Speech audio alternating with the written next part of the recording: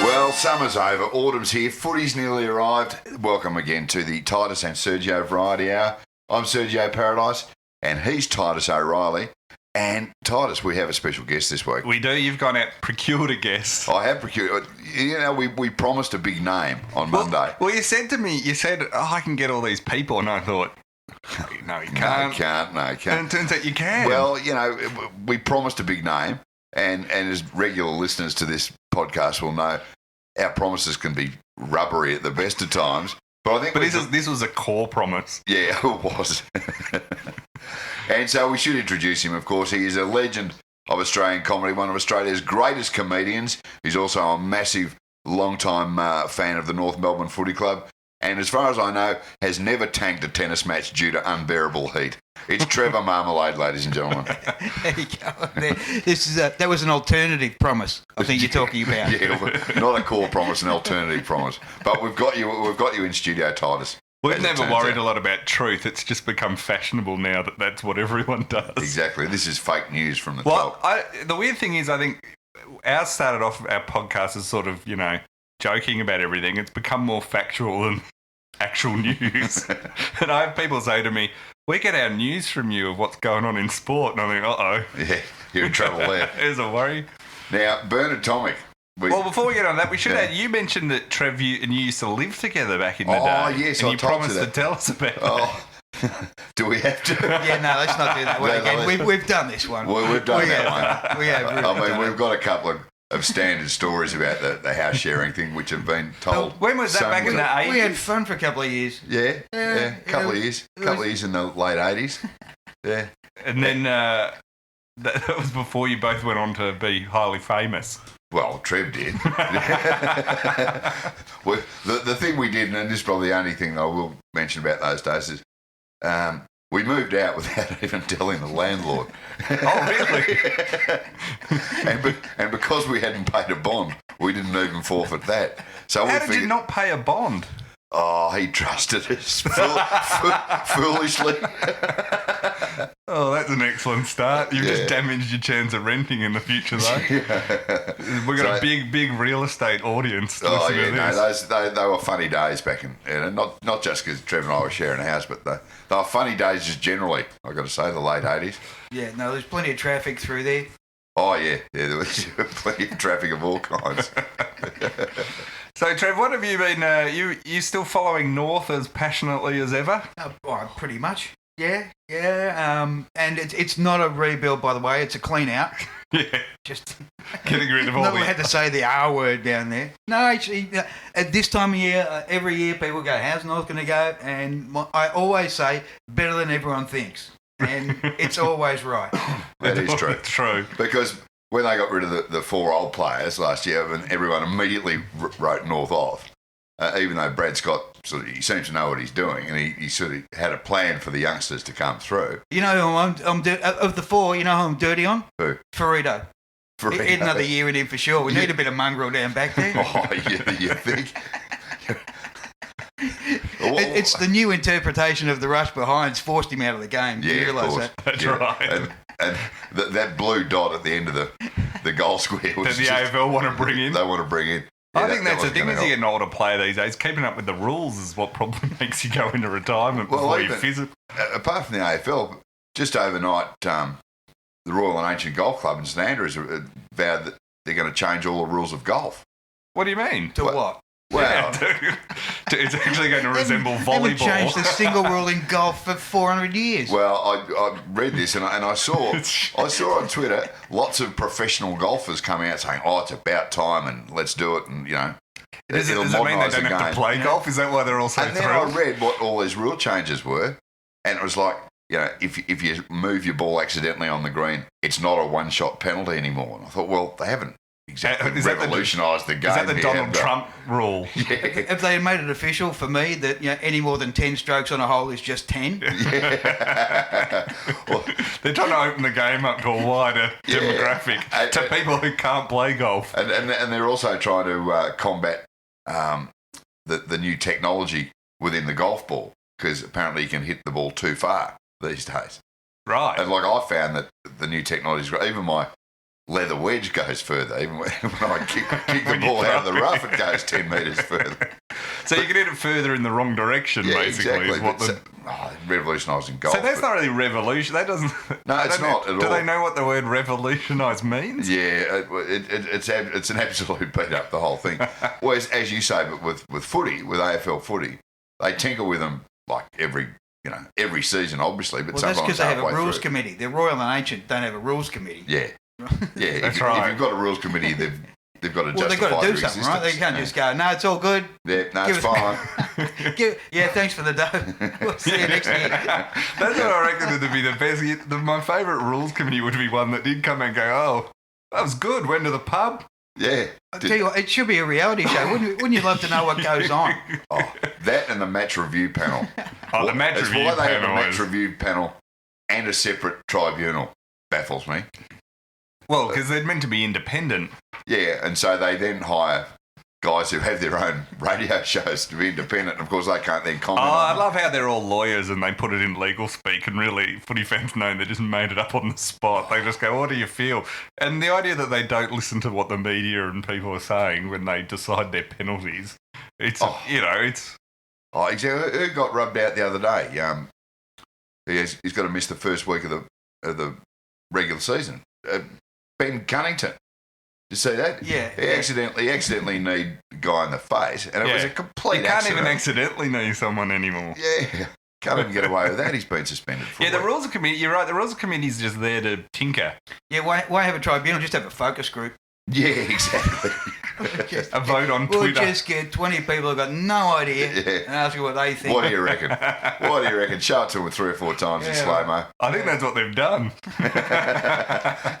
So we should mention you wanted to move. We've got as everyone who listens to this knows. Don't spoil them. We've got a very strict run sheet. This is a finely tuned Don't spoil podcast. the magic by suggesting we're He's having a running sheet. he's been like, at the computer for like 30 minutes. That's I know. right. Typing This this took me- out, and you just typing come and this out. trample on it. I know. I type with going one on? finger. This took me several days to type out. Well, you're going to have to go back and Spend and minutes move, on this. and move number 4 to number Now no, 5 but to number 1. I put Bernard Tomic down the list, but only because it is the best story, but because we tend to bag Tomic every week because It he is. does something every week. Yeah, well, But he's sort of outdone even himself. he is an easy target, and he makes himself that. There's no question. But yesterday's performance, that's as good as you're going to get from Bernie. Did you catch his efforts yesterday, in the Trev? searing 27-degree heat. of Acapulco. For those that don't know, he pulled out of his first round match. And it's funny because I was reading like most of the good tennis players aren't at Acapulco. Yeah. There's a tournament in Europe there. Yeah, all that, he wasn't worried about meeting Nadal in the second round. He's picking his tournaments on Where's the Bet Nightlife. And now it was 27 degrees and he retired citing unbearable heat. He then came back about about 2 hours later to play doubles. And In the same day, and- and lost that match in straight too. sets. Did he have a hat on that time? So why did he pull out? Other than he's just a lazy bastard. And he wanted to. There's probably a great pool bar at his joint in Acapulco. Why wouldn't you? Why not stand here playing tennis? Having said that, if you're any good at tennis in Australia, you're going to cop it. We had in the Australian Open, there was 11 men in the singles draw, and you go, well, 9 of these blokes can't go, and no one cares. No, that's true. That's true. There's only him and even his mate Nick Kyrgios got in a strife yesterday. His mate. We just lump them together now. Well, they sort of are. Bernie and Nick. Yeah, no, I've turned around on the Kyrgios thing. I mean, I've always believed that he's never going to win a Grand Slam until his mum comes down from the stands one day and drags him off the court by the ear. I think that's what has to happen first. But I mean, like everyone else, I was getting frustrated with Kyrgios a couple of years ago. But then when everyone turned, I actually started to enjoy it, especially when you got John McEnroe coming out and bagging him. You're going, hang on a sec. He's actually not half as bad as you were. He's not smashing vases and stuff, And all of a sudden you go, hang on a sec. McEnroe, everyone hated McEnroe. But now he's like a lovable larrikin and a statesman. Yeah. An elder statesman of tennis, yeah. And everyone's going, oh, we don't have the characters. Like, where are the colourful characters in tennis? It's boring these days. And then Kyrgios shows up and they go, oh, let's get out the pitchforks and the torches. Yeah, let's get rid of him. It's a disgrace to Australia. But it is frustrating because with Kyrgios, you know he's actually probably the best tennis player we've had since Newcomb. Yeah. And Yeah, who actually, the first guy that actually genuinely has the talent to do it. So there's a frustration there, but I've got to say nowadays I just sit and laugh. Well, I actually quite enjoy it. It's more just, it's like a reality TV show just being rolled out on the professional tour. Because the thing about Kyrgios I read, which just shocked me, to your point about he's the best we've had, is his former coach says he's that good and he doesn't even train 15 minutes a day.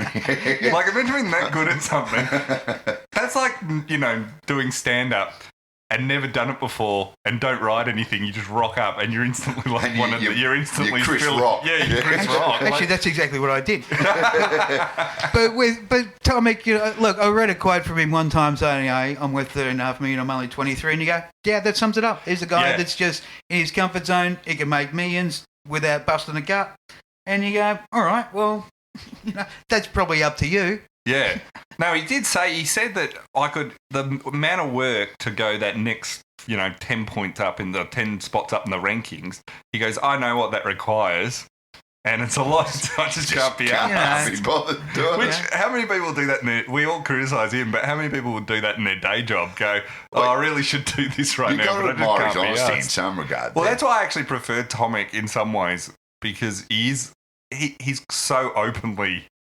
Like, Nick pretends that it's just people are against him or something. Yeah. When Tomic is like, I just can't be bothered. But Kyrgios would be looking around too, going, right, who are the top players? Who's ahead of him in the world these days? And they're all 30 plus. Yeah. Right? There's just the natural attrition of all these guys like Murray, Djokovic, Federer, Berdych, you name all those guys. Nadal. You just go. He doesn't have to do anything, and in 3 years' time, he's in the top five. Yeah. He just doesn't even have to do anything. It's the Stephen Bradbury approach to your career. Stephen Bradbury. See, I interviewed Stephen Bradbury on the radio one time, and we took the piss, and he was just and no one did it more than him. He played it so well, but afterwards, I kind of felt bad, because. Everyone sort of acts like, well, anyone could have done it. Like, that me or you could have been, could have won that race. But the thing is, you actually got to be on the starting line of an Olympic final before you can do it. And he actually knew, right? I mean, you watch these strategy. There's carnage, right? There's always carnage. And he knew that these guys were really going for it. And he knew not everyone was going to finish. And it was just like, if I stay out of trouble, I can pinch it. I can be a chance. And the strategy worked, right? Sort of just being in the right place at the right time. Absolutely. Like he'd wanted him from the start. Exactly. Oh, we're one short. Hang on. You got your skates? Yeah, come on down. Aussie backpacker down. He was a member of the Fanatics. He said, get him. Because the other thing about, you're spot on about Brady, because one, he said his coach and him had worked out exactly that they knew the other guys in the race were going to, be going for it. So his plan was not to necessarily exactly that would happen, but was to hang back to take advantage of any. Well, the thing is, I think there's only how many in the final? There's only four in the final. So you only have to beat one guy to medal. So that was his plan. And for Australia in the Winter Olympics, it's almost unheard of, especially for a man. Oh yeah, amazing. And the thing about it is, he also you talk about how him being there. He'd trained for years. It was a very good skater. Well, and the injuries he had, he almost died. He almost killed himself on ice. He cut himself with it. He cut the blade through one of his arteries in his thigh. Bled to death on the ice. Yeah. Which is one of the things that would have put... I probably wouldn't have come back to the sport. That's probably I can't see Bernard Tomic ever taking up speed skating. But, there is, the implication that it required absolutely no ability to do what he did when it actually did. I met him a few years ago and he said... apart from the gold medal and the story and all that, he knows, being so proud of that. He said the other thing that I've had to get my head around, and he said I'm now quite proud of the fact. He said I've become a phrase in the Australian language. Yeah. He said doing a Bradbury is now. He said it's in the Australian Oxford Dictionary. Now he said. So not only... That probably says more about the Australian Oxford Dictionary. I mean, there are two things he's had to get his head around. He's a gold medalist, and as And he's a meme. They were He's a living, breathing meme. Exactly. The Oxford, the Australian Footscray Tech Dictionary. Yeah, that's right. Is it in the Oxford Dictionary? Well, the Australian one. Yeah, it's pretty thin. It's kind of like the Australian version of Survivor or something, you know. It's kind of not quite there. So, Tomic though, he's what do we do with that'd be good Tomic? actually. We could vote out a word every week. Yeah, This has got no use anymore. We got a better one. I'd like to vote out stakeholders. I'd like that to be out of it. So Simon Goodwin did a speech this week, or an interview about Melbourne, where they're going, and he said, we're trying to build a platform of success to leverage. And it was just, what are you talking about? None of this makes sense to me at all. Yeah, it's more fun when you win. Is that what you're trying to say? We're trying to win. We're trying to not be. We want a flag in the next few years. We're trying not to be a decade-long train wreck in slow motion. Like we have been for the last 2 decades. Now, the other story that I've enjoyed immensely, because it started off as being ridiculous and then has just spiraled. It's like day ridiculous. 5 of this issue. And it's about the Suns and the Port game in China. Which are you a fan of this game in China, Trevor? Oh, you think it's massive going to be fan. huge? It's just going to be the biggest thing ever to hit China. They're just going to pile into the stadium. How long go, is it going to what take the hell is this? to take over China, do you think? How many years do you think we need? Because Koshi's signed a 10-year deal to play there. Yeah. So 10 years, the Port He's actually signed a great leap forward. That's what he's signed. It's 2 5-year plans back to back. They're on the march. They are on the march into Beijing. It could Or be where as is it? Shanghai. successful. It's Shanghai, Okay. yeah. And Smog-ridden Shanghai. yeah, well, half the buildings in Shanghai, there's no one in there, and they can join them. That's right. Well, that's what I love first about he's arguing that he's furious that the Gold Coast have just said, we're wearing our red and yellow jumper, which is the Chinese colours, of course. So he's furious about that. He's gone off tap. He said, and this is where I wonder if Koshi doesn't understand how threats work. He said, if they wear that red and yellow, this will be the last time we'll invite them to play in China. And then secondly, he said, I've got, and I want you to try to tell me if you think this is true. He said, if they don't want to do it, he said, we've got other AFL clubs lining up to replace the Suns. I bet they can't wait to get over there. What other club wants to go to China in the middle of the season? To play Port. In smog-filled.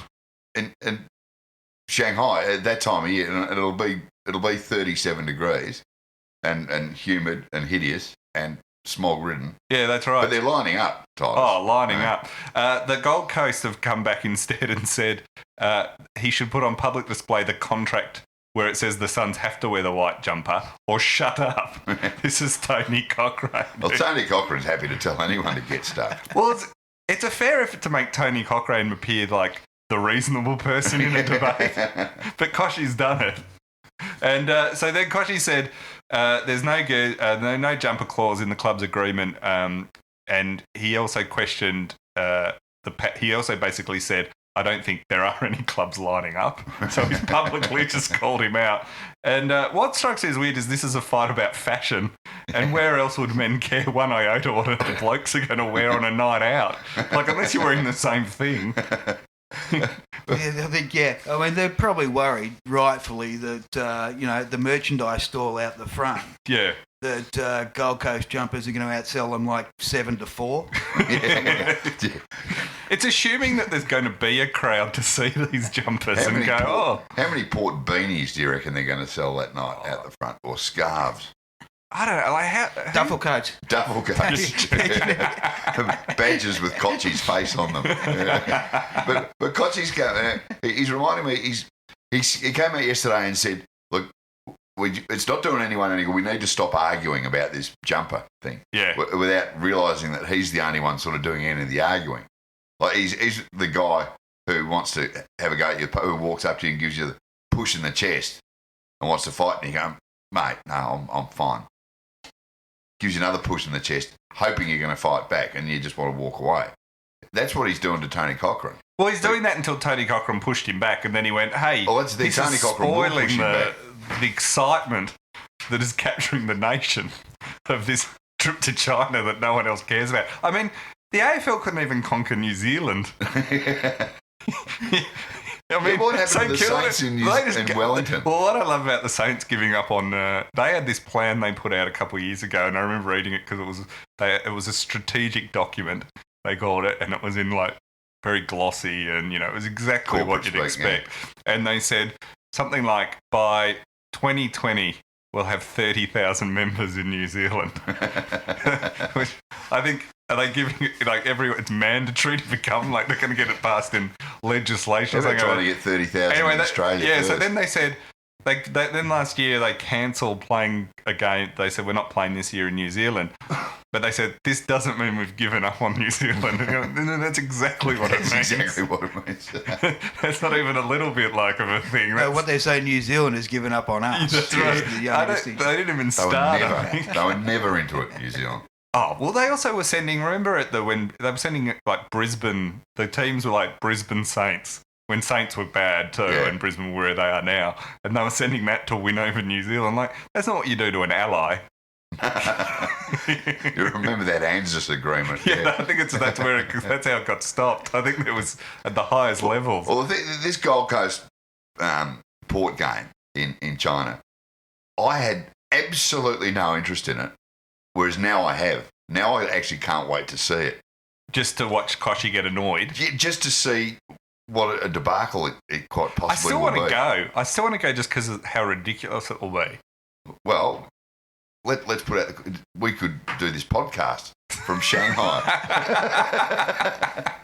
and you we might be the only media covering it in China. You can wear a Port Adelaide jumper and I'll wear the gold. I don't think I can go to China after the Olympics. And what I said about was Mac Horton, the Chinese swimmer that was the drugged.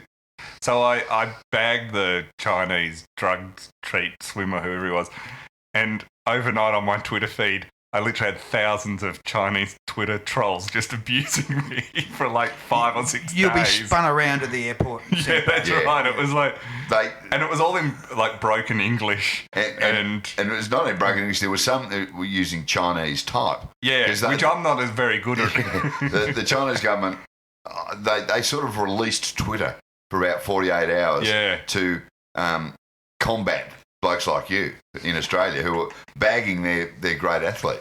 So they went, who's a big risk to our regime?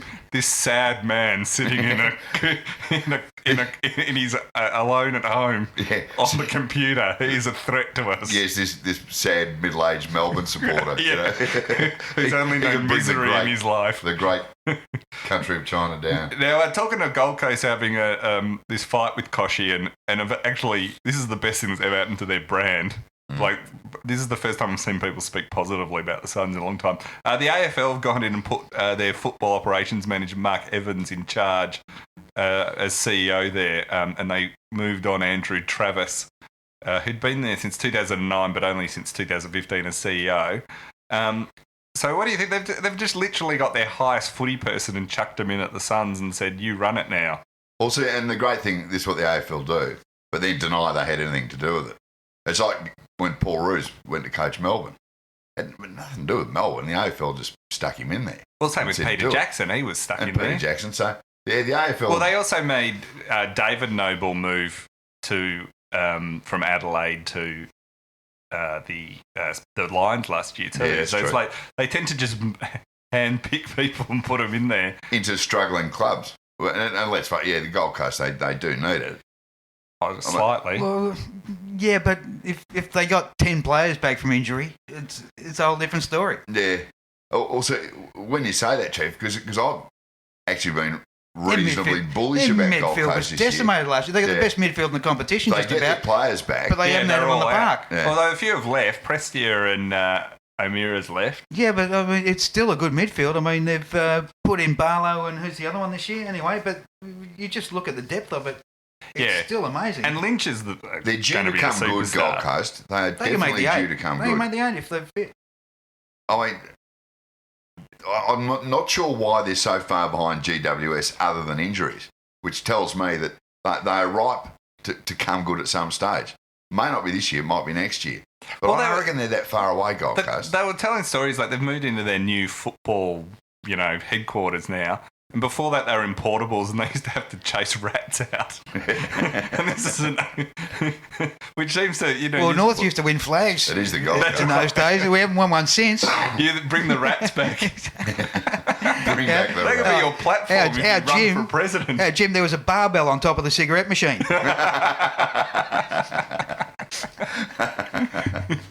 Well, now they're selling out Arden Street. Did you go when they played there last Well, week? it sold out too quickly. I mean, I probably could have made a call and gone, but I was going, this is a bun fight. And then I switch on the TV and you go, well, there's plenty of room.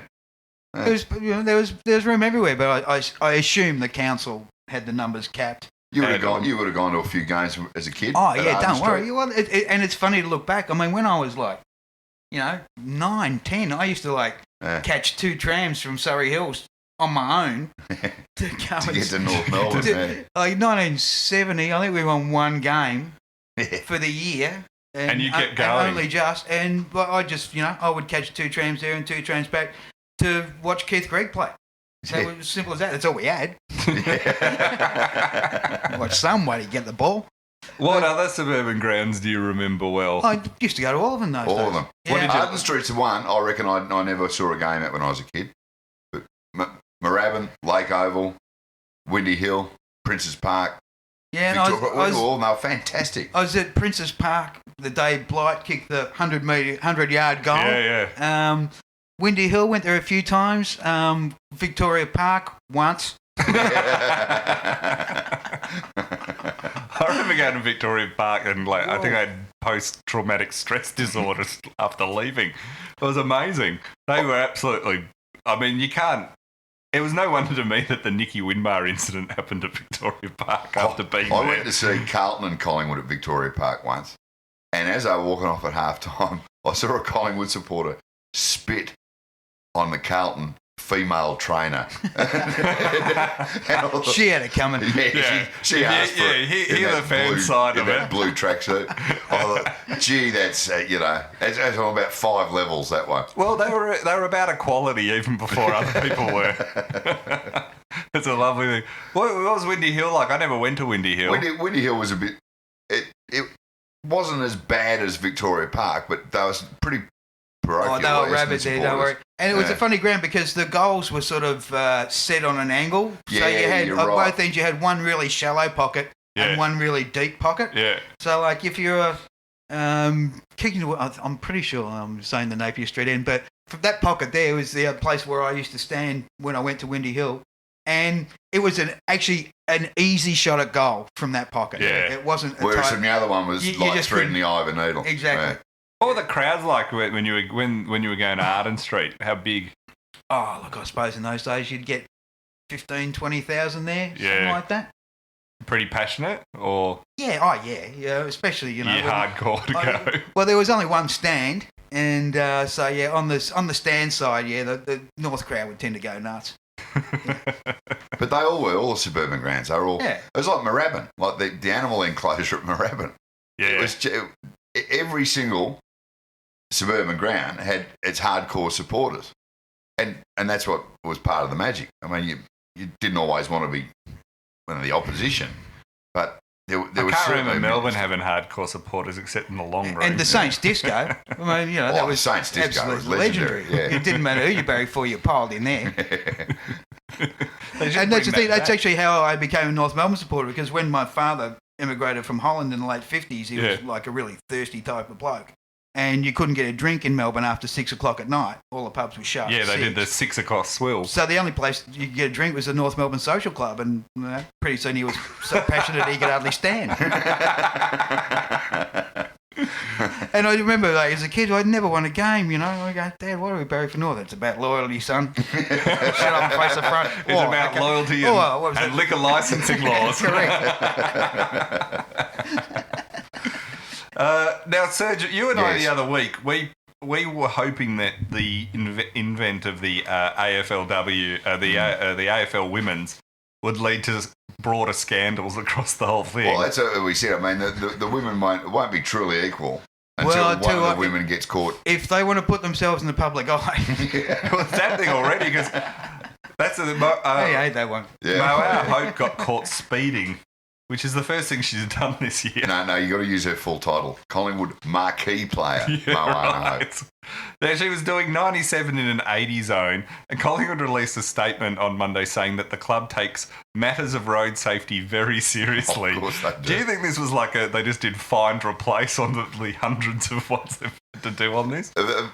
They've taken road safety seriously ever since Alan Didak was caught going over the Westgate Balti Bridge with a that's right. handgun. That was what's his name? Chris... Christopher Badness Bins or whatever his name No, it wasn't Badness. It was the other guy who... anyway, it was the one It was a nasty piece of work.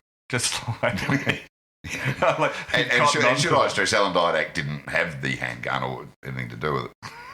There may not even have been a handgun involved, and it could have been a completely different bridge. I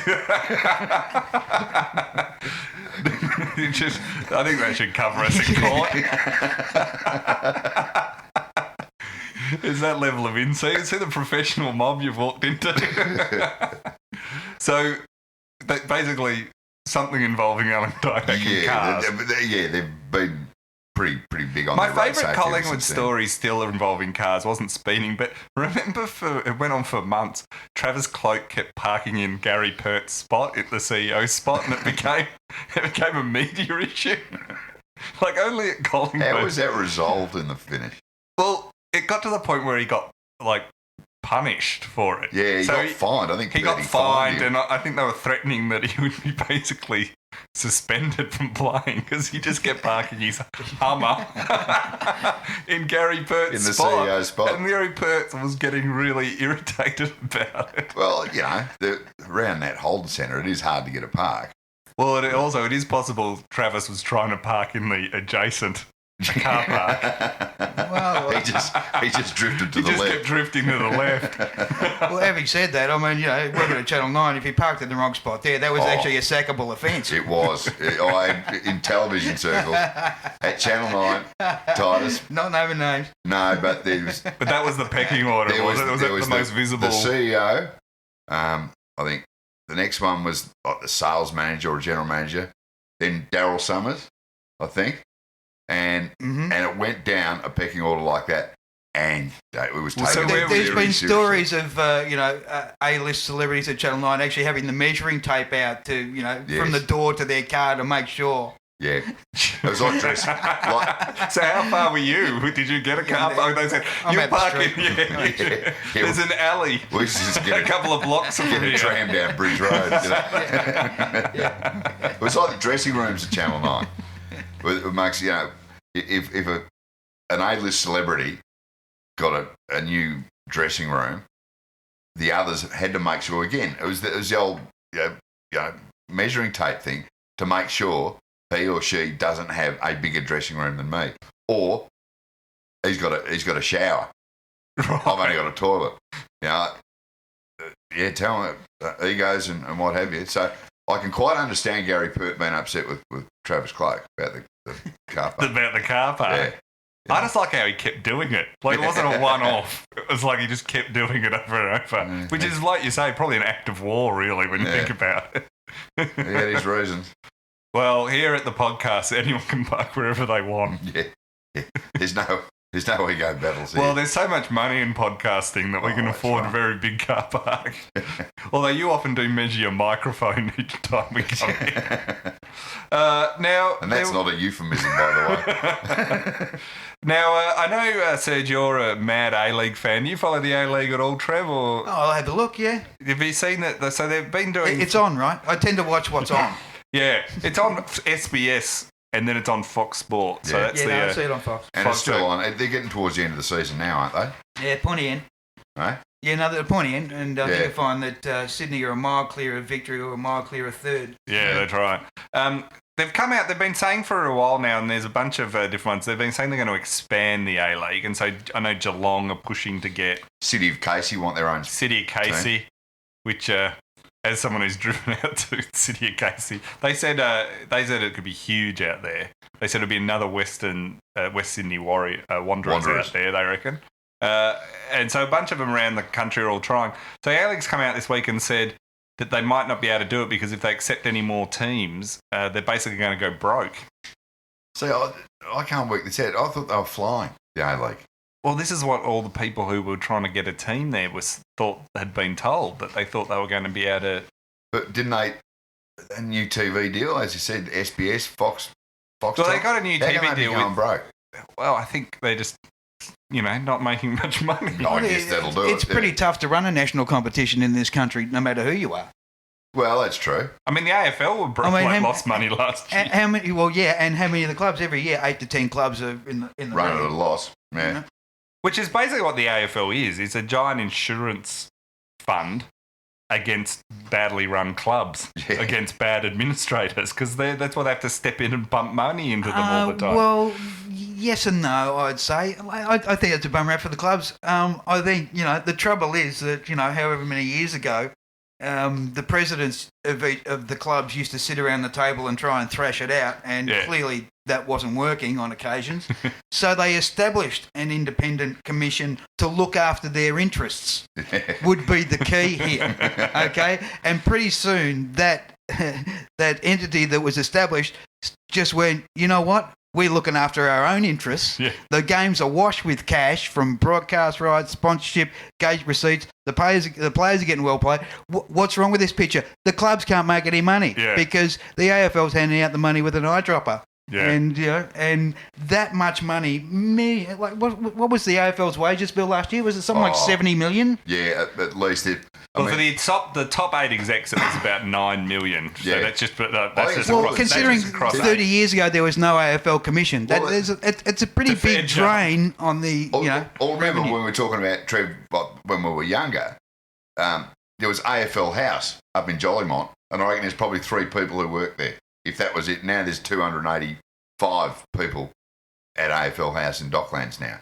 Well, the thing you say about the sort of them putting their own needs first, or what they want to do. Well, these days they treat the clubs like they're like an inconvenience and the enemy. Well, and fans too. Yeah. But the thing I liked about the VFL in the early days when it started to act like that and become an independent, something what to do, it wanted to rationalise the ground. So the Arden Streets and the Lakeside Overs, it wanted less of them. And it went to the clubs and said, our plan is we want to put a team in Sydney, we want to rationalise both. We think there should be less teams in Melbourne, and we think there should be less of the grounds.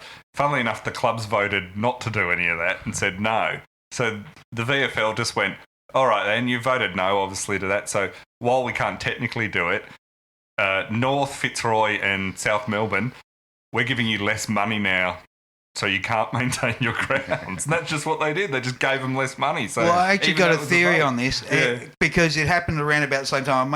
Rightly or wrongly, but it happened around the same time, is that in the NFL, the Green Bay Packers took the NFL to court over the broadcast rights. They had a landmark case where they and the US Supreme Court found that the Green Bay Packers did in fact own the signal coming out of their own stadium, which meant that the clubs received their share of the broadcast money directly. It didn't go to the NFL and then they handed it out with an eyedropper like what happens here. Yeah. And it was around about the same time that they shut down all the suburban grounds, built Etihad, had the MCG. Okay, Geelong survived, but it just meant that they controlled that. They were the central point for the revenue to come in, and the clubs could not mount the same sort of case. Which is what the NRL fought against and are fighting against now. Well, they became independent, but now they're fighting now again about it because they don't want to. They still can't agree on an independent commission, the NRL. Because it's like that in a lot of American sports, isn't it, where they do their own local TV deals. Like baseball does that, and they're with huge amounts of money. And so many of the professional teams in America are privately owned by extremely wealthy individuals who generally have not become extremely wealthy by being stupid in their dealings or their negotiations. Well, the AFL tried the privately owned model, but they chose Jeffrey Edelston and Christopher Skase as their business partners, which kind of didn't end up perfectly for them. Well, I think Dr. Jeffrey was more a front man than anything. That's true. Considering bags for Carlton. I did like seeing him in the box with Mick last year. That's right. It was one of my favourite moments. That was when a Carlton fan's hearts just broke. They were watching Mick in his last moments, and there's Jeffrey sitting in the coach's box. Now, are you a cricket fan, Trev? Yeah, what do you got? I even watch darts these days. There you go. Any sport played at the highest level, we always like to say. Yeah. So the Board of Control of Cricket in India, they're going to get fined $20,000 for the pitch they produced in Pune. Pune. Not Poon, as I heard every Australian. I was calling it Poon for most of the first test. But hang on, the Board of Control of Cricket in India. They're going to be fined by the ICC. Oh, by the ICC. Yeah. But I thought the Board of Control for Cricket in India is the ICC. Is the ICC. Well, they run all cricket in the world. Well, there's don't a they? couple of points here. Yes, you're right. And secondly, 20 grand to the Board of Control of Cricket in India is. That'll be in. Let me see what's in my ashtray. Yeah, exactly. The ashtray of Gavaska's Ferrari. What did you think of the pitch for the first test? Well, it's purely become a game of who wins the toss. Because the team batting last is basically cooked. So the thing here is Shane Warne described the surface for the first test as like the surface of Mars. I like it, old Warnie. Which Warnie, well, you never know. He might have been there. We always love... Warnie had his theory of evolution, which he laid out on... the Jungle Show. The Jungle Show, whatever they call that. And that we said... Was he on with Kyrie Irving? Yeah, that's right. And he said, I think... when you look at evolution, how it all worked, when you think about it, the aliens obviously came down and decided to experiment on some monkeys, and that's how we came about. Right. Yeah. Okay. Thanks for that, Warnie. Yeah. Which the science is still out on They it. just don't teach it in schools anymore. That's right. That is the worry. The science is out on it, though. You could be right. Like, there's a lot of... It's not all... we've got to do a lot more. So anyway, they doctored the pitch for the first one. And it was a disaster. It blew up Sorry, in their are we face. acting like this is a new thing in international cricket? Yeah, that's right. Which home team doesn't prepare the pitch to suit themselves? How come well, but it's probably because they mix up so much now with the touring schedule. But every time a big South Africa or India or England would come for a series of tests in Australia, the first test would always be at Brisbane, and it would be a green top and would bounce like buggery. Yeah. And then last against South Africa, we decided to not do that. Yeah. And surprise, it didn't go very well. But I like it. Exactly. They come out here and go, oh, by the way, here's what grass looks like. Yeah, bang. Go stand there with a bit of wood in your hand. Now, the thing about it is that the next one at Bangalore, so they've been threatened with a fine. Pune so and then Bangalore. Yeah, so they have to go back and... World tour, that one. Isn't there a song, Day Trip to Bangalore? Yeah, day trip to Bangalore. So they have to... So they're being fined for this. So they've responded, as you imagine they would, with the Bangalore one, after the first one backfiring after trying to doctor it. They've been spending time now using metal objects, Hessian bags, hoses, and a mystery substance to try and make the pitch not have any reverse swing on it. So they've not exactly learnt from their mistakes, have they? This could be one of the great pitches of all time coming up. So it says curators resorted to cloak and dagger methods, which seems to have not worked because everyone knows about it, driving a screwdriver into the middle of the pitch and using a mystery substance to try and close up cracks before hastily covering the wicket to conceal it from view. Oh, this is just shaping up even better. And did you also see that Kohli, the Indian captain, he took the whole team out into the bush. He found actually a part of India that isn't inhabited by millions and millions of people. Took them out there just a couple of days ago to reflect on their failure in the first test and to get their heads back around the whole thing. I mean, how is that possibly going to work for the Indians? I mean, can you imagine finding empty space in India to clear your head? Mind you, haven't they just had a series against England where it was like first innings, India 6 for 780 declared, exactly. followed by England in reply 580. I mean, Well, this pitch, they say, is almost always a draw at Bangalore. Yeah, but this happens with every tour. Like doesn't matter where it is. Australia were regarded as the worst team ever to tour India 2 weeks ago. Yeah. And of course, the Indians have dropped the first test, and it's a massive crisis. They'll come back and they'll win the next two. And it happens. And with Australia. Is this like when you predicted the Super Bowl outcome at halftime? Yeah. Live on the podcast? Yeah. Only by the time people listen to it to know you were wrong. we had it on that TV there, and I just glanced and I gone, the latest one. Yeah. I said, it's 20. Cardinals. It's 21-zip. This game's over. And boy, did we get letters. By the time people started writing in asking for his racing tips. Who do you like in the 7th? Just slightly off. So, Trevor, you what do you see for this season? Who are you tipping? Are you as scared of GWS as everyone else is? I think you have to be. Just the fact that, a couple of players were out in that preliminary final, they lost narrowly. I mean, Callum Ward he would have made a difference. This sort of player you loved having your team for a finals match. Yeah, they're hard to beat. But, I don't know, I think everyone's expecting Bulldogs to have the premiership hangover. I don't know how long we'll keep hearing that for. But I say really bar 2 or 3 teams, really everyone else has got a shot at the 8. I mean, I expect Essendon are going to be, a pretty good team. I reckon Essendon are like the wild card in that you have no idea how they play. Tell you what, they're either going to be refreshed or... Well, nothing gets you hungry to play footy again like a year on the tools in the building site. Yeah. As a barista in New York. Well, exactly. You'd be going, actually training's not that hard. Oh, exactly. I reckon Essendon will come good this year. What will cost them, they'll have a bad patch, a 3 or 4 or 5 game losing streak and that will cost them. But they will come back pretty well this year, Essendon. Well, yeah, I saw Sheeds last year, and he was just going, how good's this? We got just like a free development year. Well, that's right. We're turning over players. We're finding who can go. We've added, probably 4 or 5 blokes just, going to be, A to A minus. Yeah. To come straight in. I think they'll be good. There's plenty of teams outside the 8 can bang on the door. So it's... Where do you put Collingwood? They can be up there. I mean, I think they'll be around the cusp. Yeah.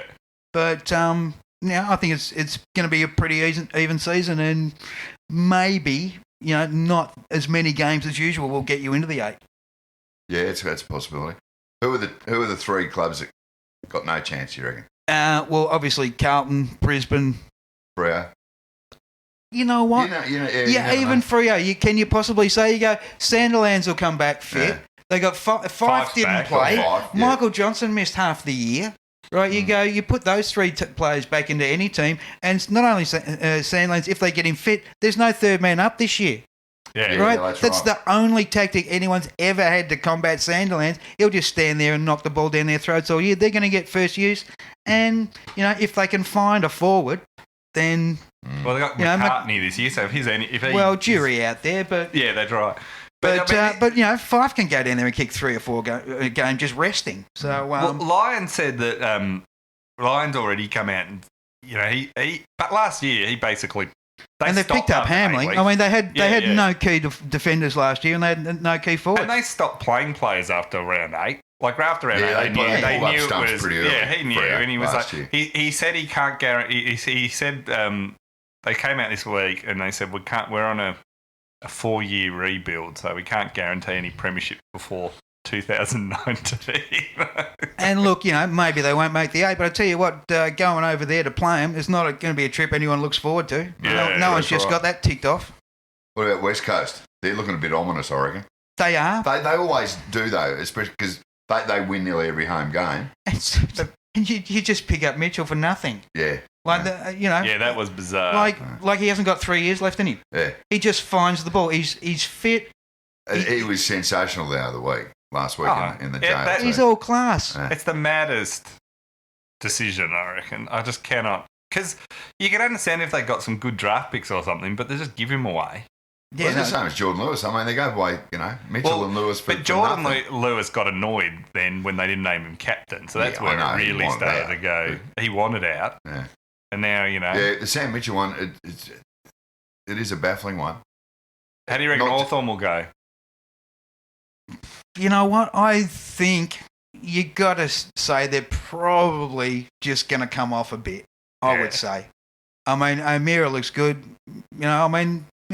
But I think they've just... They did get Vickery. They've just...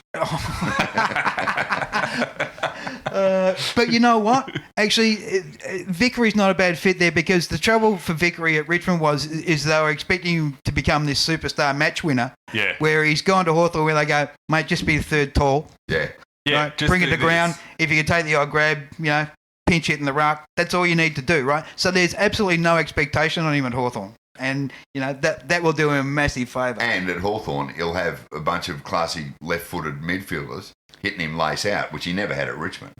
No, he just. So He said he's the sort of player who will probably end up having a really good year. Well, he said he was intimidated walking into Hawthorn for the first time. Yeah. And I thought, well, you would be going to your first AFL club. Well, yeah, I mean, I don't think they win the flag, but, will they make hard the to write 8? them off, It's hard mate. to say they wouldn't make the 8 at least. Yeah. No. So everyone's making the 8, basically. Well, look, I think... Sydney. Well, I reckon Port are going to struggle. Yeah, Port, I reckon, will have an ordinary year. Well, they will win in Shanghai. Well, but 2 or 3 years before that, they're pushing into preliminary finals. I mean, they've had an off-the-boil year last year, and they got Ryder and Monfries to come back. Yeah. I blame a lot Jimmy of it on Tompkins. David Koch, Oh, though. Jimmy Tompkins. See, now you're talking. The one that got away for us. in Melbourne. yeah. I actually, my son and I do Supercoach, Yes. and last year, before the season starts, you've got unlimited trades, and my son was like, working his team, I'm working my team, both on my PC. And one day I just got into his team and just erased it and put in a whole team of scumpers, just like a whole team of the blokes that we laughed at. Who did you And, get? well, Tompkins was in there, and so was Vickery. Tompkins being first selected. No, Liam Jones was captain. No, vice captain. Zach Dawson was captain. Zach Dawson. Oh, yeah, Zach Did he Dawson. find out before it? Yeah, he logged in one time and he just. I wrote down his team before I changed it all, so I could just change it back. But yeah, no, he just started laughing. He said, Liam Jones popular Zach in your Dawson. household? Zach Dawson, if he was feeding him, he would have delisted himself last year, Zach Dawson, I reckon. Oh, Zach Dawson falls into that. There's you say that team of yours. There's just every club's got their whipping boy, and then people sometimes say, oh, it's really unfair. But you go, no, have you watched them play? It's unfair as It's a our fan. right as supporters to Well, do we have so. to watch them. Yeah. That's the other thing that, where's out, they say, oh, it's tough. I say, well, I had to watch a decade of the Melbourne Football Club. And I've said this before, but watching that decade of, the Neild years and stuff, it was so stressful. It took a decade off my life. But that's kind of good because it means it's 10 less years of having to watch the Melbourne Football Club. I actually, A decade less of disappointment and frustration. well, you're getting there though. I mean, we are getting there. Look at 20 years into your 5-year plan, you're bearing we're fruit. rebuilding the rebuild of the rebuild. No, but you guys look good. I mean, really. I mean, the depth in the midfield's fantastic. You've got some key forwards. If you can figure out how to get Jack, what's going on with Jack Watts? He can play. Well, And- he came back basically not fit. And he also came out with peroxide hair, which at right. Melbourne is a sackable offence at He Melbourne. just shows the blokes hungry for a Brownlow. Yeah, that's right. And I think he was getting a bit too excited about his new fashion line.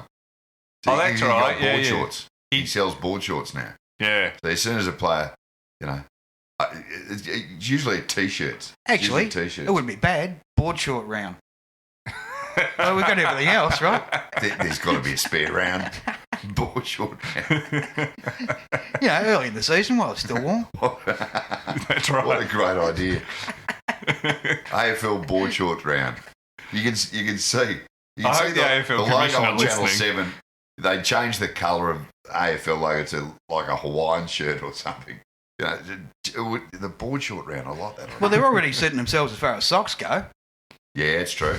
That's true. We've got different boots, different socks, just working their way up. Yeah, see, this is where the David Koch will get really annoyed.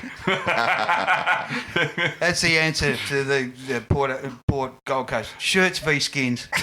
There Yes. we go. And change at half time. Well, Trevor, it's been a pleasure having you on. Thanks for taking time out to thank come you, in. Trev. There we go. I've got nothing but time. Well, that doesn't make it any less special, of course. I had nothing else to do. It's been And a then- pleasure having you in, Trev. It's special for me. And Serge, we're back next week. Back on Monday. Thanks everyone who's become a supporter in the last week. Had a few more come on board. So you can go to TitusO'Reilly.com to become a supporter. And that's how we fund. We keep Serge and I in board shorts. That's how we get the big name guests in. And don't forget to follow us and like us on iTunes. Leave a comment. We haven't had a comment for a while. And we like given my sense of self comes from external validation, that's really starting to hurt me. Carrying on about their life. They should be a despise button there. Go on. Just write a comment. This is despise here. Don't worry. We get that sometimes. Like I get occasionally. Yeah, but just a button there. You save them writing all that rubbish. I like when I get someone say, you know you're not funny, right? So, yeah, I know. Thanks, Dad. On that note. We'll see you next week.